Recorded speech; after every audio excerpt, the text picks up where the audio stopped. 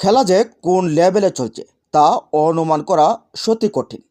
হঠাৎ করে 11 জানুয়ারি রবিবার দুপুর 2টায় বাংলাদেশ জামাত ইসলামীর আমির ডাক্তার শফিকুর রহমানের সঙ্গে জামাতের কেন্দ্রীয় কার্যালয়ে মার্কিন যুক্তরাষ্ট্রের সাবেক স্টেট সেক্রেটারি মিস্টার অ্যালবার্ট টি গম্বিস এর নেতৃত্বে একটি প্রতিনিধি দল সৌজন্য সাক্ষাৎ করেন।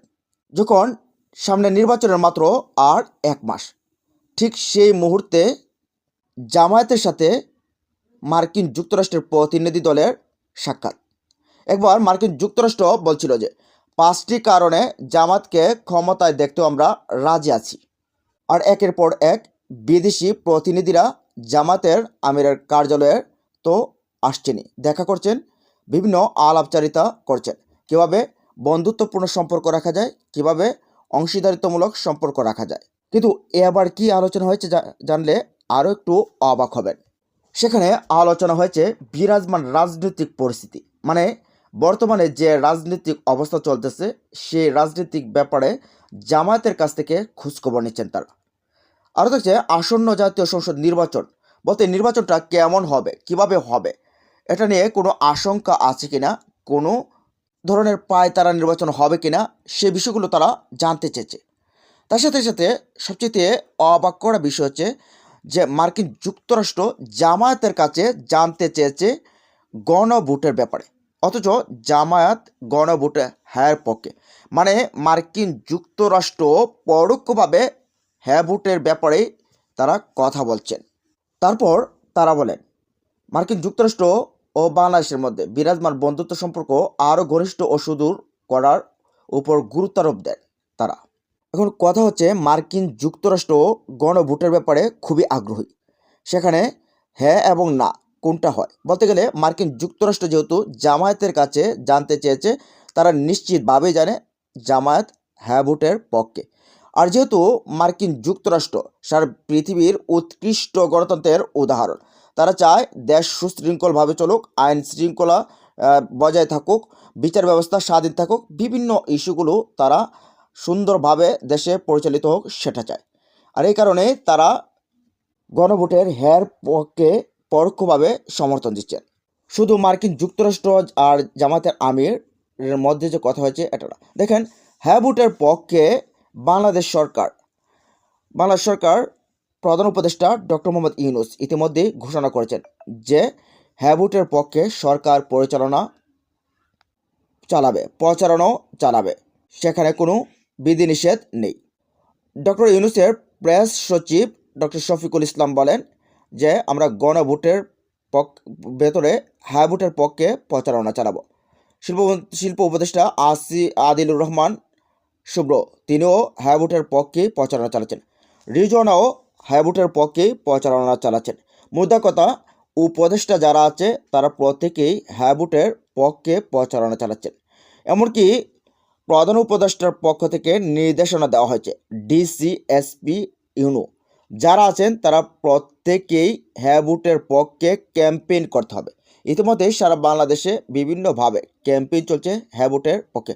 আচ্ছা, হ্যাঁ ভোটের পক্ষে যে এত আলোচনা, এত কিছু হচ্ছে, হ্যাঁ ভোটকে পাশ করাতে হবে। আচ্ছা, জানতে কি ইচ্ছে করে না যে হ্যাঁ ভোট পাশ হলে কি হবে, দেশের কি পরিবর্তন হবে? তাহলে চলুন, হ্যাঁ ভোট পাশ হলে কি হতে পারে। সংসদ নির্বাচন দেশের চাবি আপনার হাতে। আপনি কি এমন বাংলাদেশ চান যেখানে হ্যাঁ ভোট হলে এই বিষয়গুলো হতে পারে?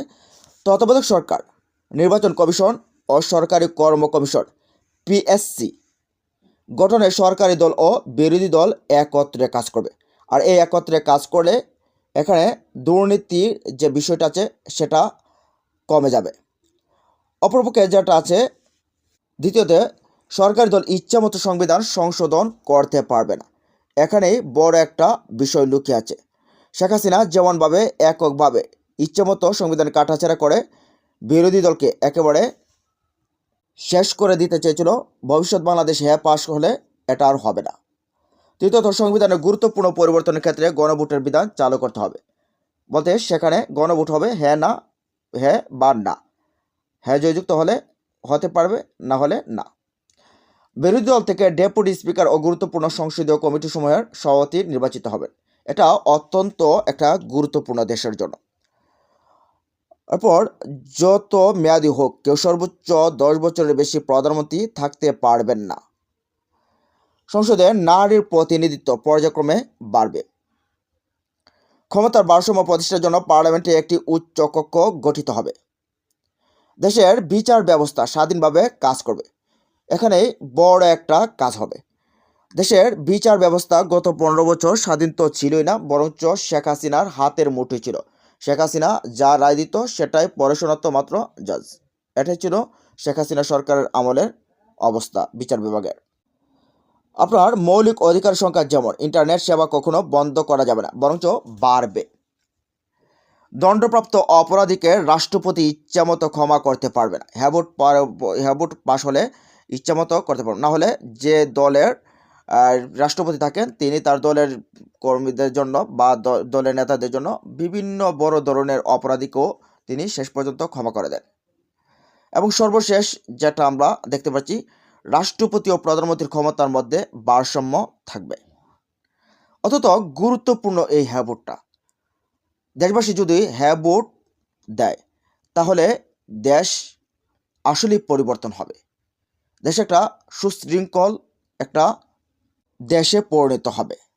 আর ওই যে বিএনপির গান্ডু মার্কা নেতারা বলছে না ভোট মানে না, না ভোট মানে বাংলাদেশ, আর হ্যাভোট মার্কে নেয় নাকি পাকিস্তান। হ্যাভোট দিলে নাকি বাংলাদেশ পাকিস্তান হয়ে যাবে, পাকিস্তানের সাথে মিলে যাবে। অথচ বাংলাদেশ এবং পাকিস্তানের মধ্যে ভারতের অবস্থান প্রায় 1200 কিলোমিটার, সেটা নাকি মিলে যাবে। কত বড় মূর্খ চিন্তা করুন একবার, যে যেখানে দেশ পরিচালনা হবে সুন্দরভাবে সেই বিষয়গুলোকে ডিনাই করে, বরঞ্চ তারা উল্টো পথে ফেসিবাদী শাসন ব্যবস্থা, স্বৈরাচারী শাসন ব্যবস্থা তারা কায়েম করতে চায়। এখন দেশবাসীর উচিত আসলে কাকে বিজয়ী করা, হ্যাঁ না না। প্রিয় দর্শক, আপনি কাকে বিজয়ী করতে চান, হ্যাঁ নাকি না? জানিয়ে দিন কমেন্ট বক্সে। ভালো থাকুন, সুস্থ থাকুন, আর আমাদের চ্যানেলটা সাবস্ক্রাইব করে সাথে থাকুন। আল্লাহ হাফেজ।